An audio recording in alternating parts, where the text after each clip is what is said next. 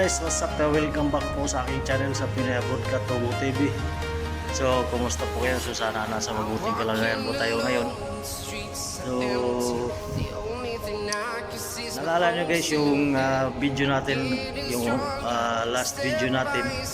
Ito yung mga tubo na pinag-cutting natin. Ito yung ginawa ng third party contractor. Ito yung ipaputol natin dahil walang mga gap yung mga sakit sa joint niya.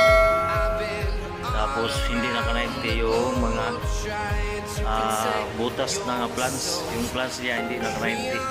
So ito na yun guys, ginapit na namin.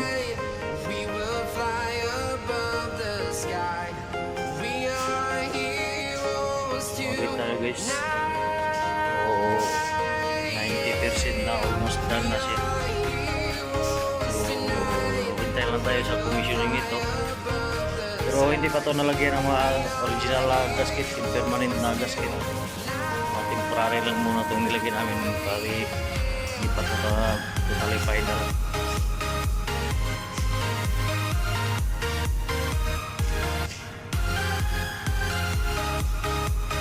So yan guys, maraming salamat sa inyong pagpatuloy na pagsuporta at pagsubaybay sa aking munting channel, so lalo na sa mga nag-subscribe. So maraming salamat po at pasensya na po pag hindi pa tayo maka-upload ng video na sunod-sunod kasi medyo na busy tayo at nandito tayo sa bagong area natin, so mahirapan tayo magawa ng video. So panako-nako lang din ng video natin dito. So ayun.